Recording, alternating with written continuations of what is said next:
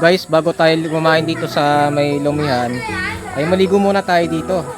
So, tara, tayo ay magtampisaw. Ito, isa itong replika ng dating tahanan ni Apolinario Mabini. And ito yung kanyang nicho guys. Yun yung bulkan na makikita nyo madalas sa Tagaytay guys. Ito kasi, yung lugar na yan, yung bundok na yan, Tagaytay City na yan.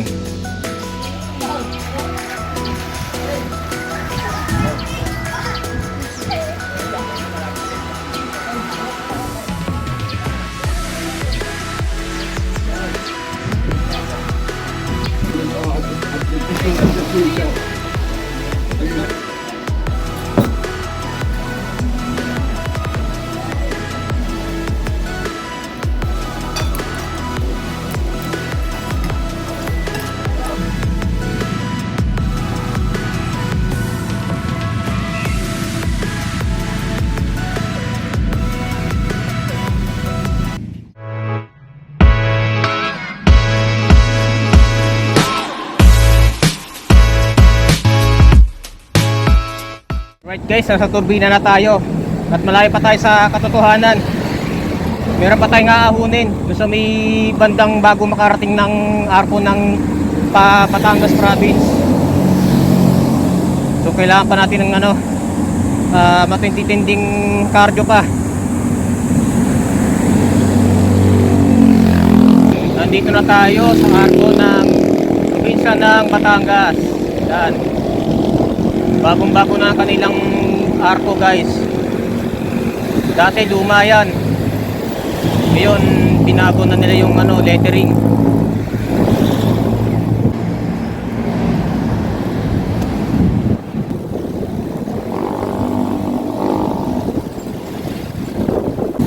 So nandito tayo ngayon sa mismong town proper ng Santo Tomas guys. And instead na dumaan tayo doon sa may bayan ng Salawan, iliko tayo dito pa kanan. Yan guys, para mapadali yung pagpunta natin dun sa ating paroroonan. Alright, itong kanan na ito yung papuntang Calamba. So yan, shortcut to papuntang Calamba guys. So yun yung tinatawag na backdoor ng Calamba, itong way na to. Yan. By the way nga pala, shoutout nga pala kay Princess Tan, kay Mas Rider Vlogs, kay Moto MTV, at kay Rideout PH. So, like silang kanilang Facebook page guys, at support yung kanilang mga vlogs at mga reels. So, shoutout sa inyo guys. So, alright, dito tayo dumaan sa may barangay Trapiche. Ito yung way na medyo shortcut papunta dun sa ating paroroonan. Kasi dun sa may bandang kabila guys, doon sa may papuntang city proper ng Tanawan, medyo mapapalayo tayo. So dito tayo dumaan sa kung tawagin ay pinaka shortcut papunta dun sa ating destinasyon. Actually yung destinasyon natin guys, malapit sa may lake. So, nakita ko sa Google Map na medyo dun nga, malapit nga sa doon sa may location na yon. So, kaya dito tayo dumaan. So, yun, nandito na tayo sa may highway. Yan, dito tayo dadaan guys, papunta dun sa sa location na ating pupuntahan. So, galing tayo dito sa may Barangay Talaga. So guys, bago tayo pumunta dun sa isang paliguan na pupunta natin, ay mag side trip muna tayo dito sa bahay ni Apolinario Mabini. Dito guys.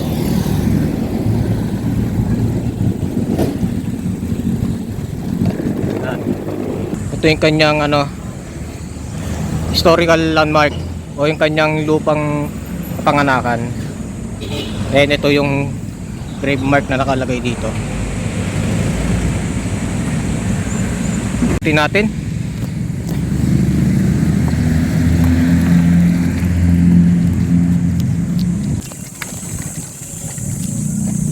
yan. So ito Isa itong replika ng dating tahanan ni Apolinario Mabini. So yung style niya ay panahon pa ng Spanish period.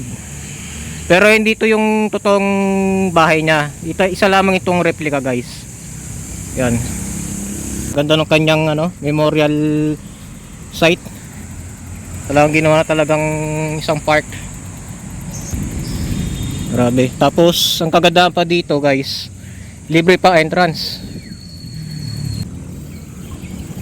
Mas kadalasan may mga estudyante pang mga nakatambay dito.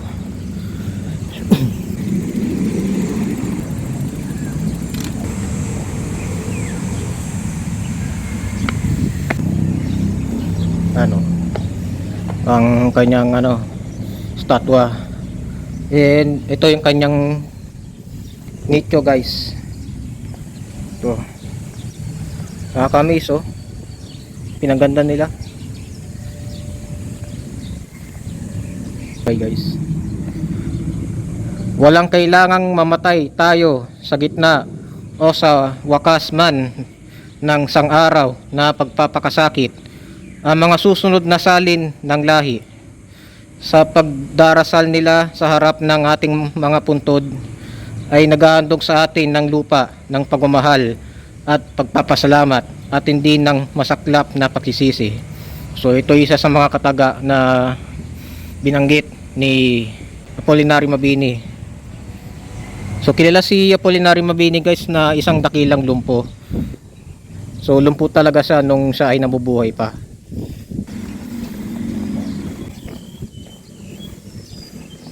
Hello, good morning. Welcome to my vlog. Hello. So, kayo ay mga estudyante ng anong school kayo? City High. Okay. So, kayo po yung kayo yung Ako, mga immersion po kami. Okay. So, dito ay libre, tama? Ako, libre po. Yun.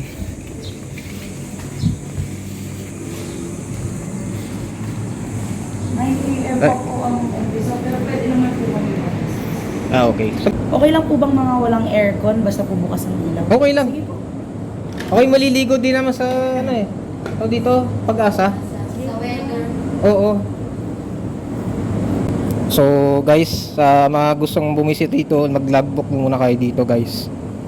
Ayun na po tayo sa gallery. Galing. Okay. Sunday po bukas po ito. Okay.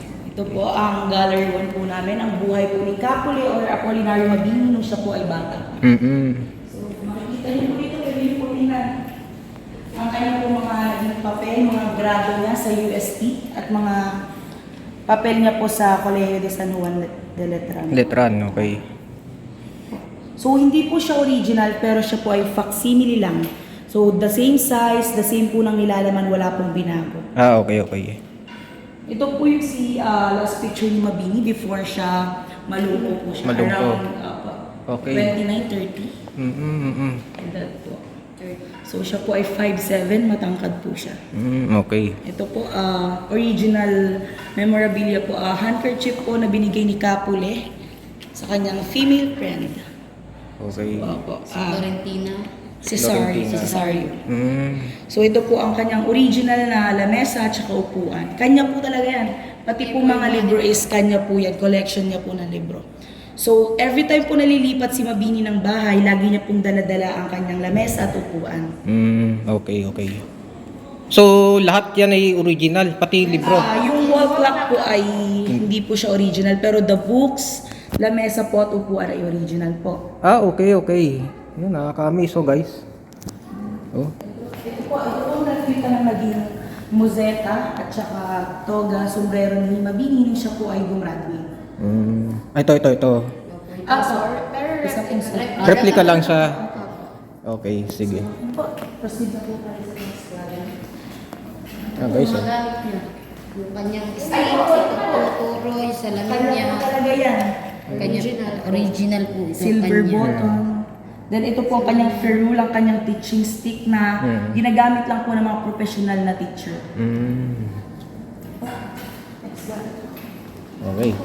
Okay. So ito po yung representasyon po kung saan nakasama po si Mabini sa iba't ibang organisasyon. Una po ay sa La Liga. Naging kalihim po siya ng Cuerpo de Compromisarios matapos humina po ang La Liga ni Jose Rizal po. Matapos siyang ipatapon sa dapitan. Oo.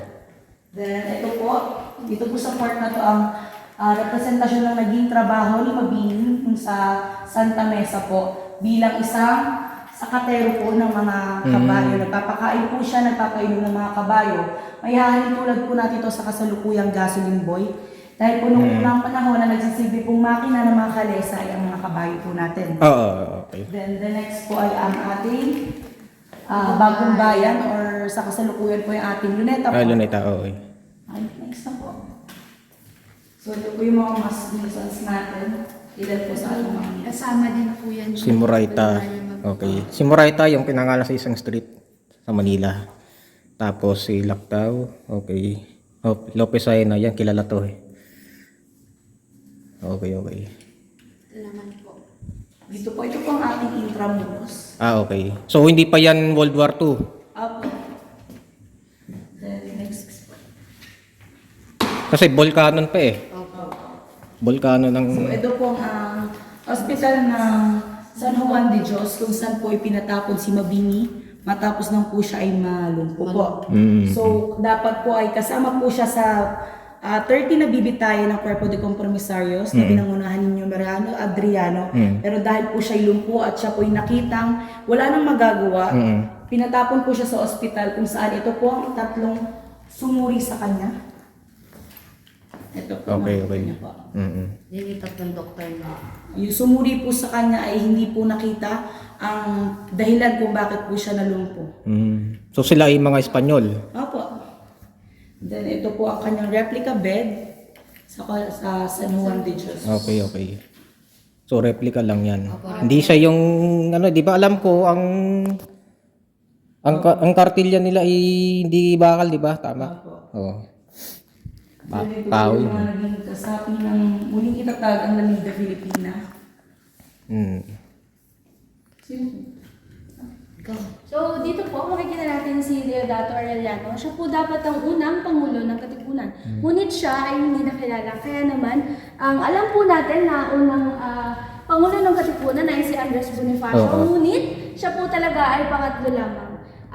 Naging panguna lang po si Andres Bonifacio dahil sa kanya po, mas dumami po yung mga tao at mas lumukas po. So, dito naman po tayo. Okay. So ito po Bayang- yung Bagong 13 Bayan. po na pinatay, ang 13 martyrs Okay. na sa Cuerpo de Compromisarios, which is dapat po ay magiging kasama si Mabini. Mabini. Pero dahil po siya nalumpo, ay pinatapon po siya sa ospital. So kung makikita niyo po, ilang days lang po ang pagitan nung pinatay po ang 13 martyrs at si Jose Rizal po.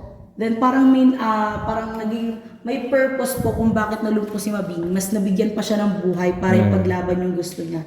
So ito po yung representasyon kung paano po pinatay Pinatay si si Rizal. Jose Rizal po. Si Jose Rizal, ang mga Pinoy, dalawang linyang Pinoy, mga Tambolero at mga Spanish.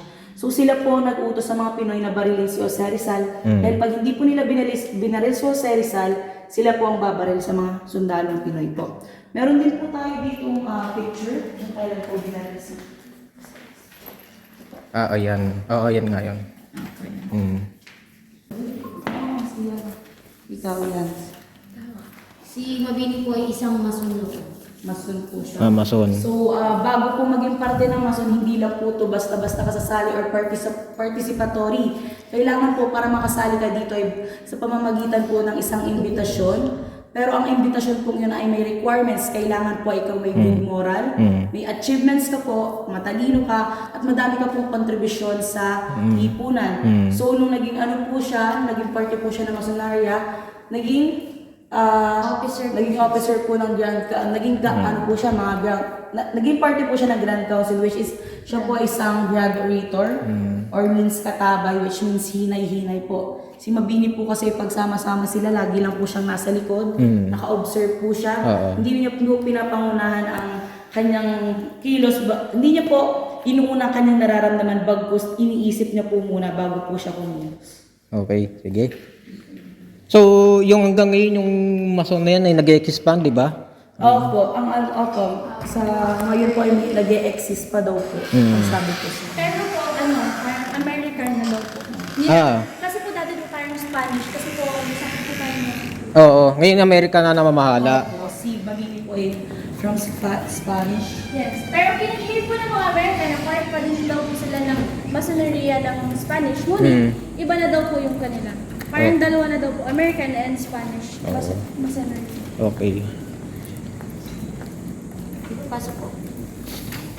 Okay, ito.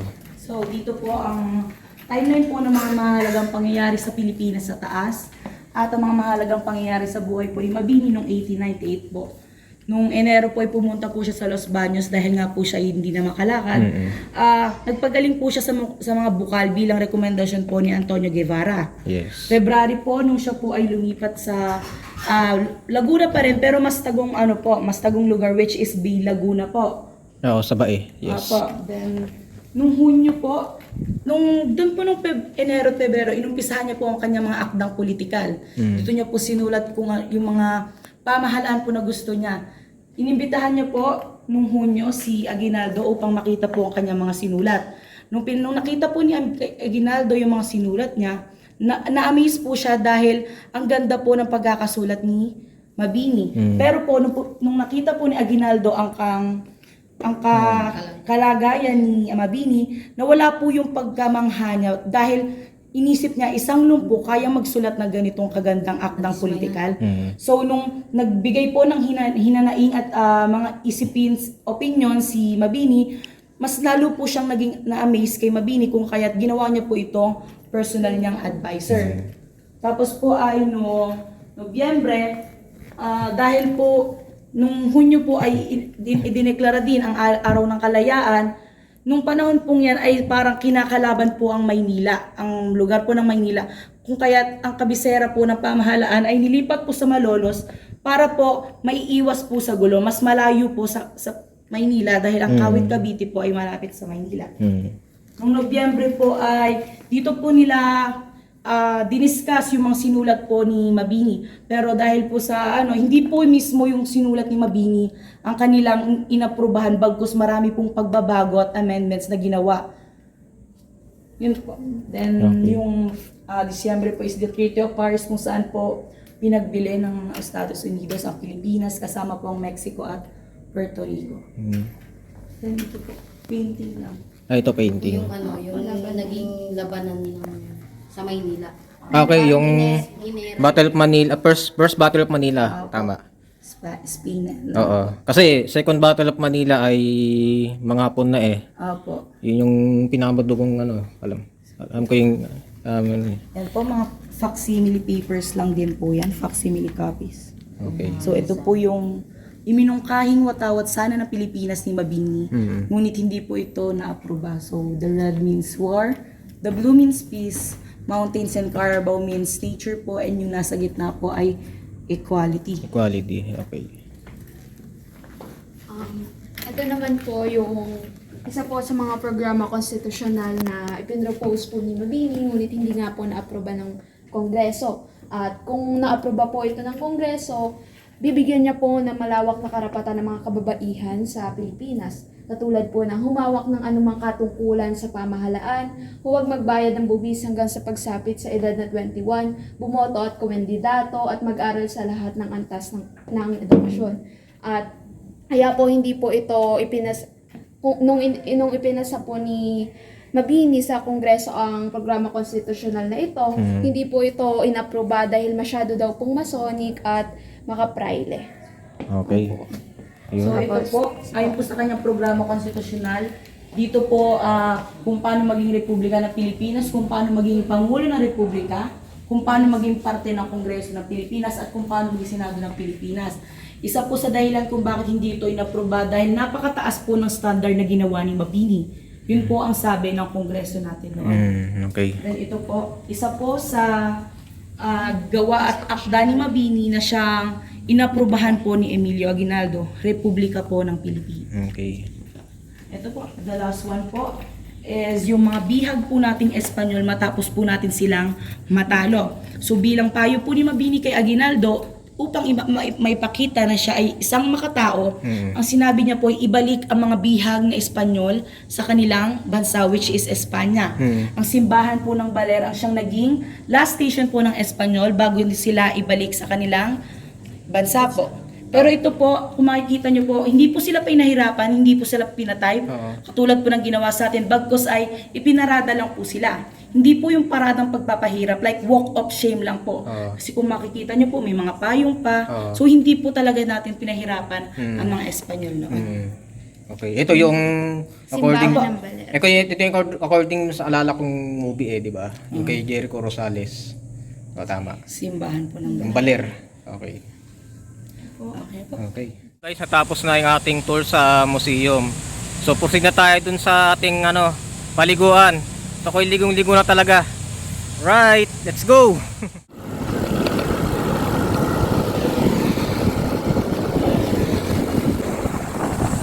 Woohoo! Going downhill na tayo.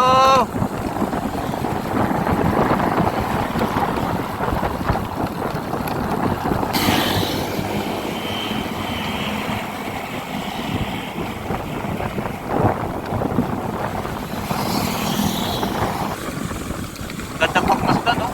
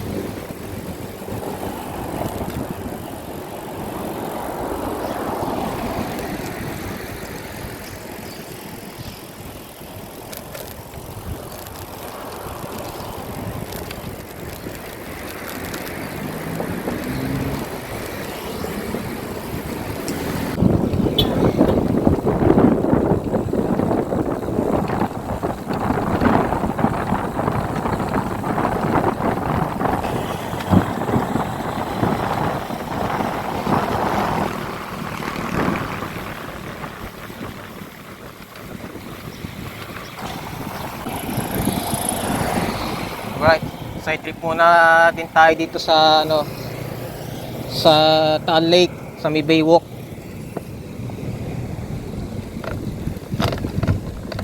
Ayan guys, ngayon ko lang narating ito via bike kasi usually pagka napunta kami dito ay nakamotor kami. So ngayon, buti nilang binigyan tayo ng time para mabike itong Tanawan Baywalk na ito. Kasi sobrang tagal ko nang gustong mapunta ito via bike eh. Ay. Grabe guys, ang pinunta lang natin ay isang paliguan pero ang dami natin na side trip dito sa Tanawan. Nandito na tayo sa Baywalk ng Tanawan. Ito ang Taal Lake guys. Grabe, nakakamangha oh. Blue na blue ang itsura ng Taal Lake. Right. Salamat sa bike na ito at tinupad mo ang aking pangarap. Kaya lang napakainit eh. Kaya wrong timing ang ating pagpunta. Ayun guys oh. Makikita nyo yung yun yung bulkan na makikita nyo madalas sa Tagaytay guys. Ito kasi yung lugar na yan, yung bundok na yan, Tagaytay City na yan. Tapos ito yung Taal Lake. Tapos yung sumabog na bulkan ito guys. Yan. Ito yung bunganga niya.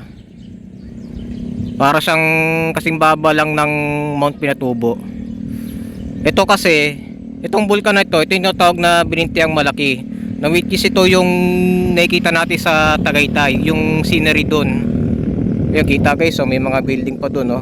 Ewan ko, ito yata yung Wind Residences, yung mga high-rise condo na yan. Ayun, nakakamangha oh.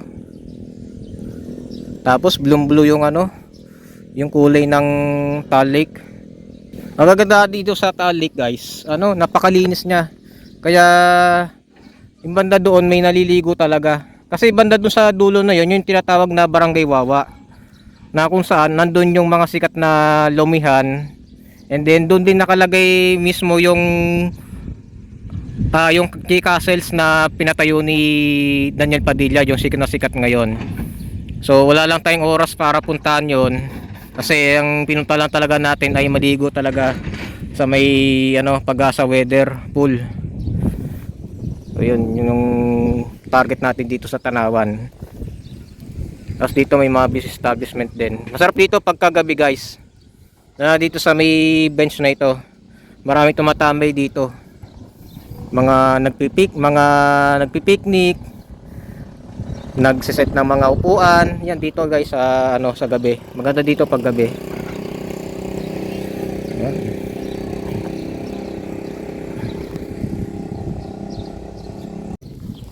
Alright, tara, proceed na tayo sa ating pupuntahan. Ito na talaga. This is it.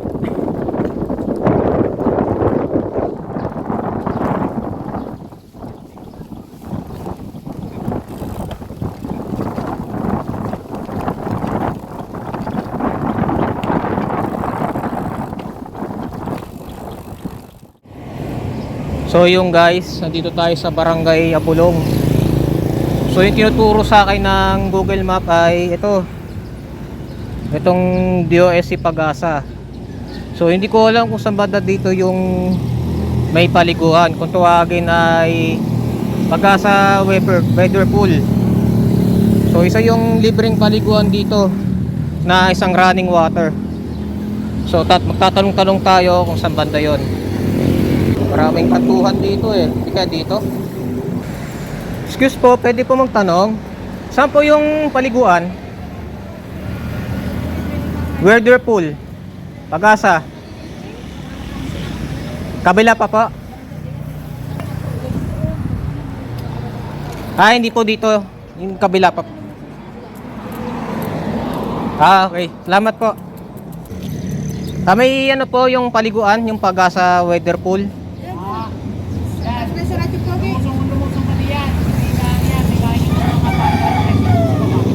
Salamat po.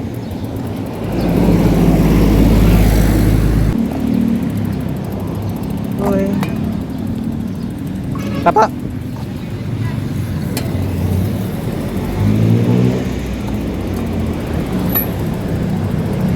Right. Ito daw, Rancho Pogi daw ang pangalan ng street.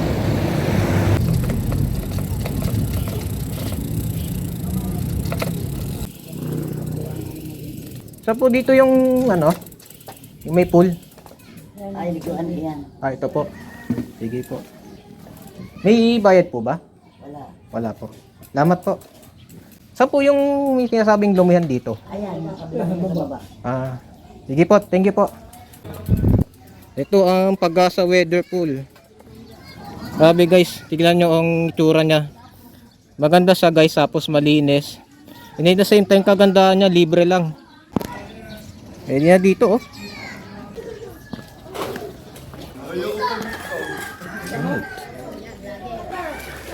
Saan po pwede ilagay po yung bike? Kahit saan po pwede.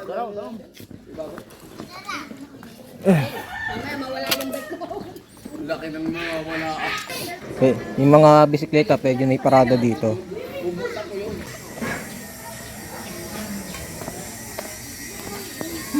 Okay na malinis dito guys Makita nyo, sa iba kasi may mga baso-basura dito, wala Pag-asa Weather Bureau River Park dito sa Ambulong. Hello, welcome to my vlog. Kayo dyan. Yun, so guys, meron ditong masarap na lumihan habang naliligo kayo dito sa pool na ito, Jam Falls Lomi.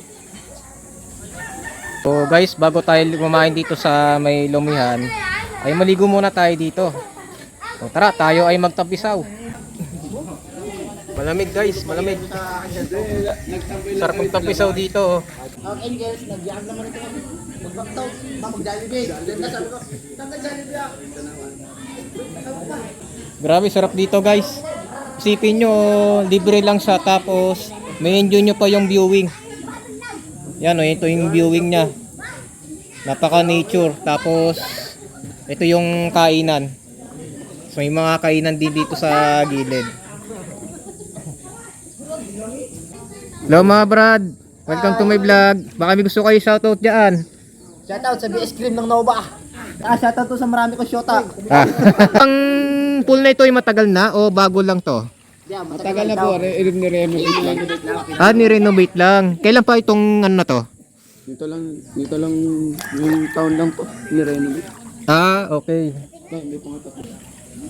Isabihin doon sa papuntang Taal Lake. Kadugso nito, Taal na yan. Pero may kadugsong pa na pool yun. wala na. Wala na. Ito lang. Okay. So, ibig sabihin talaga dito, bawal magkalat kasi wala mapapasin talagang nagkakalat. Wala. Ano lang yung mga damo-damo rin po. Oo. May caretaker din. May caretaker. Kasi sa iba kasi may kalat eh. Ganun. Si ate, nagkakalat siya. Yun kagandahan dito, may ano po sa na-maintain po yung liliness dito. Sa mga gustong maligo dito sa Ambulong, Pag-asa Weather Pool kung tawagin. Punta lang kayo dito. Laki po pinagbago. Lumuang pati siya. Pero ito dati po ay hindi po talaga ganito ang itsura niya, parang ilog lang po talaga. Hanggang dito lang po siya. Hindi, kasi pinaluang siya.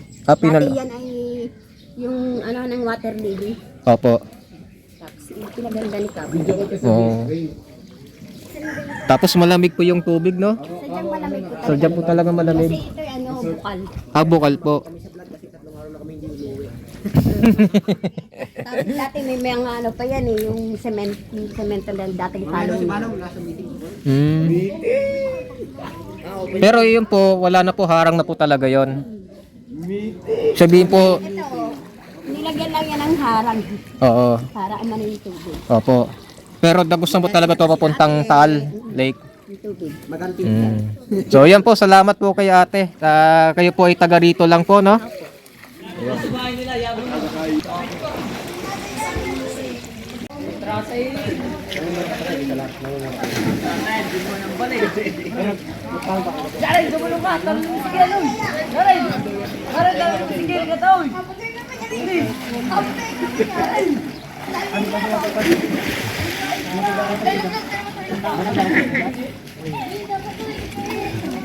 Pumasok si Sian.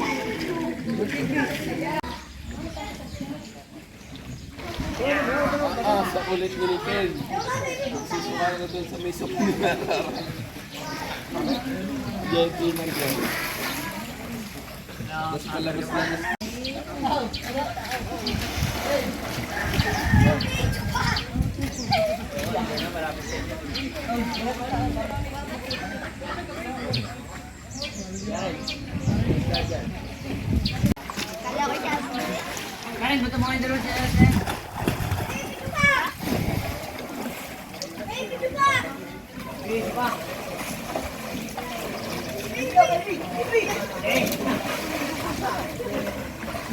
Alright guys, tayo ay kakain na muna ng lomi.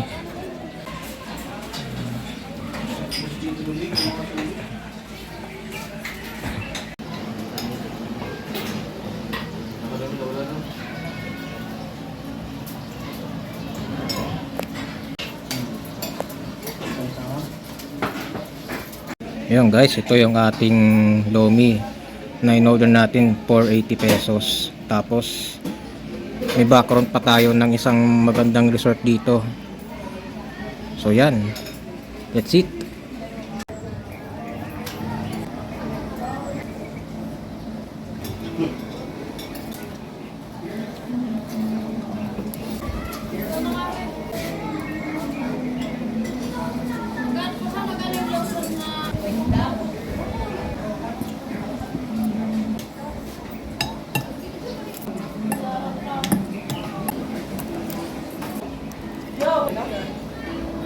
So after natin maligo guys ay napatay tayo dito sa Talisay. Balita ko na ito do yung may magandang viewing ng Taal Lake eh. Punta natin yun guys. Alright, dito nga yun sa may mismong palengke ng Talisay. Yan. So ito yung perfect viewing ng Taal Lake. So babalikan natin yung pinunta namin ni Brother Aljan nung last year. Dito yung guys. tapat ng public market ng Talisay.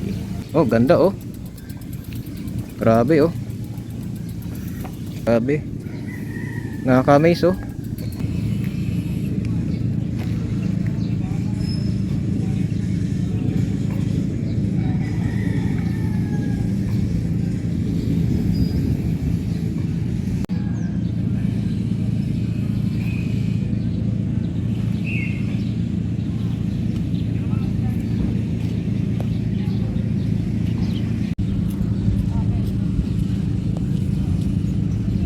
Yun nga, natapos na naman natin ang ating adventure muli.